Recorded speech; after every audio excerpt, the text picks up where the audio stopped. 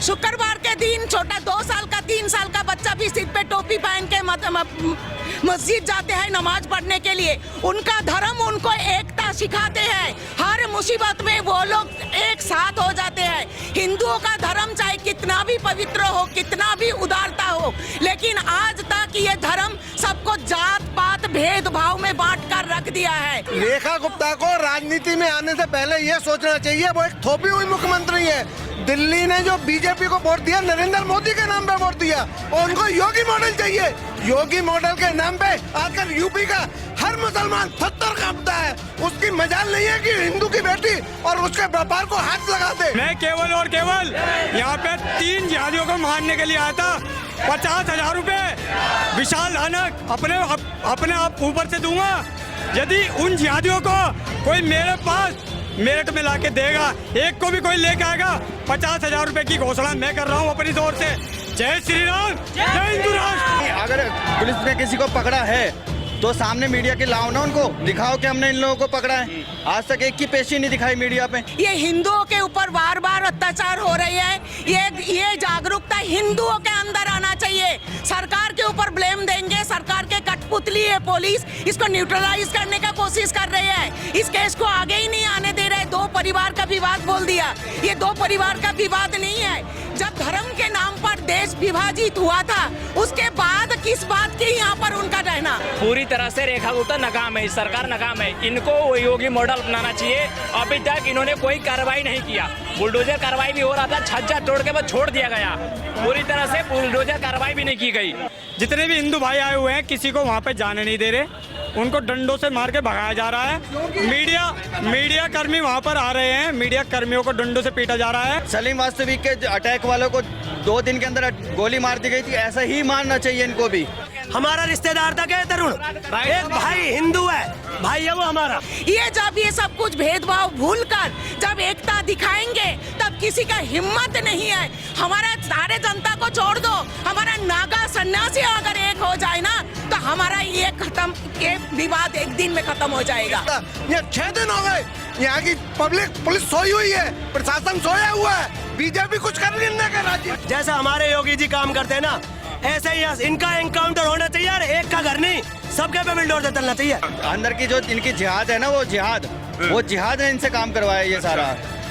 नहीं तो उसे गुब्बारे से इनको क्या वो, अगर इनको हम भी जो लोग होली खेलते हैं, अगर जिनको होली नहीं खेलनी अपने घर पे रहते हैं हम तो ये चाहते हैं कि जितने भी इसमें शामिल है तुरंत इनका एनकाउंटर हो, और जितने भी है उनके सबके घर टूट रहे। रंग की 4 बूंदे और एक 25 वर्ष के युवक की हत्या। नमस्कार, मैं हूं सागर मलिक और आप देख रहे हैं तेज़तर्रार न्यूज। मेरी मौजूदगी इस वक्त उसी जगह पे है जहां पर पानी के छींटे मात्र 4 बूंदे गिरने से एक युवक की निर्मम तरीके से हत्या कर दी जाती है। और मामला यहीं तक नहीं थमा। उसके परिवार को, उसके चाचा को, पिताजी को, भाइयों को इतने बुरे तरीके से पीटा जाता है कि कईयों के हाथ में फ्रैक्चर, सिर फट चुके हैं। और आज यहाँ पर जो है पीछे आप देख सकते हैं बुलडोजर कार्यवाही जो चल रही है। यूं कहें दिल्ली के अंदर भी अब योगी मॉडल लागू हो चुका है। जिस प्रकार हिंदू युवक की हत्या के बाद हिंदू समाज के अंदर रोष था, रोष प्रकट करते हुए हिंदू समाज के युवाओं का, हिंदू समाज का ये कहना था कि योगी आदित्यनाथ की तर्ज पर, उत्तर प्रदेश की तर्ज पर उस व्यक्ति का, उन अपराधियों का इनकाउंटर किया जाए और उनके घर को बुलडोज किया जाए। आज उनका इनकाउंटर तो भले ही ना हुआ हो, लेकिन उत्तर प्रदेश की तर्ज पर आज यहां पर बुलडोजर एक्शन देखने को मिल रहा है। अगर आप तस्वीरों में देखेंगे पीछे वही मकान है जिसमें वो आरोपी, जिसमें वो कट्टरपंथी लोग रहते थे, जिन्होंने एक हिंदू युवक की हत्या कर डाली। और बात केवल होली के रंग को लेकर की। भाई रंग गिर गया, पानी गिर गया, तो इसमें हत्या करने जैसा कोई मतलब नहीं था, लेकिन उसके बावजूद भी विवाद इतना बढ़ गया कि हत्या कर दी। और यहाँ सबसे बड़ी बात देखने को ये मिल रही है कि जिस महिला के ऊपर पानी गिरा था, रंग गिरा था, जिस महिला की वजह से ये पूरा विवाद हुआ, जिसकी वजह से आज उत्तम नगर थाना क्षेत्र छावनी में तब्दील हो गया है, वो महिला खुलेआम घूम रही है और कहीं ना कहीं प्रशासन के मुंह पर एक जोरदार तमाचा लगाते हुए ये बोल रही है कि तुम मेरा कुछ नहीं कर सकते। ये सोच लेना, देखो बच्ची का तेल इसी रोड पे लेके घुसेंगे, सबको कोई जा नहीं सकता है, कोई मुंह नहीं सकता है, ड्रामा मचा के सबके सब रखते हैं तुम। ये तुम बात किया हो, घर के बाहर तो खा नहीं सकता है।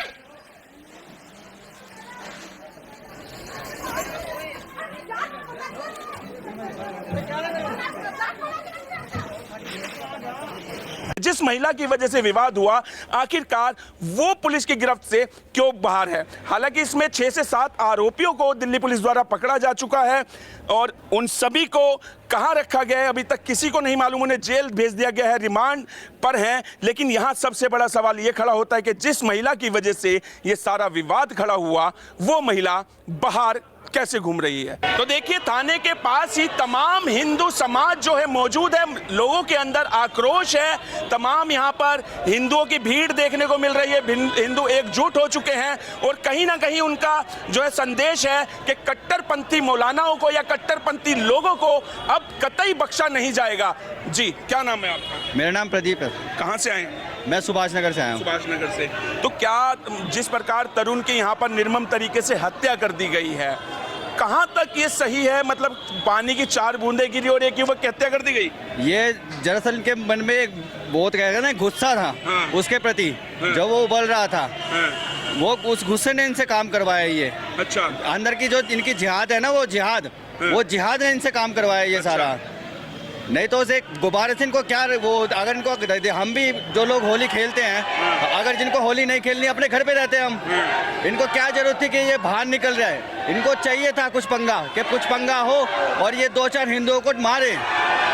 अभी तक जो महिला थी, जिस महिला के ऊपर पानी गिरने को लेके विवाद हुआ, अभी तक उसकी गिरफ्तारी नहीं हुई है, वो खुला घूम रही है। सब खुला घूम रहे हैं। नहीं, अगर पुलिस ने किसी को पकड़ा है तो सामने मीडिया के लाओ ना, उनको दिखाओ कि हमने इन लोगों को पकड़ा है। आज तक एक की पेशी नहीं दिखाई मीडिया पे कि हाँ भाई हमने इन लोगों को पकड़ा है।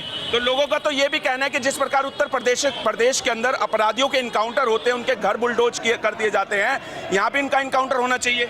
बिल्कुल होना चाहिए और अब तक हो जाना चाहिए था। जैसे सलीम वास्तविक के अटैक वालों को 2 दिन के अंदर गोली मार दी गई थी, ऐसा ही मारना चाहिए इनको भी। जितने भी थे 15 से 20 थे, सबको होना चाहिए। कहीं ना कहीं ये जो है रेखा गुप्ता सरकार, 4 इंजन की सरकार दिल्ली के अंदर है, भाजपा हिंदूवादी सरकार दिल्ली के अंदर है। कहीं ना कहीं रेखा गुप्ता की नाकामी नहीं दर्शाता है कि हिंदुओं की सरकार होते हुए ही हिंदुओं पर हमले हो रहे हैं, लगातार हिंदू ही टारगेट किए जा रहे हैं। पूरी तरह से रेखा गुप्ता नाकाम है, सरकार नाकाम है। इनको योगी मॉडल अपनाना चाहिए। अभी तक इन्होंने कोई कार्रवाई नहीं किया, बुलडोजर कार्रवाई भी हो रहा था।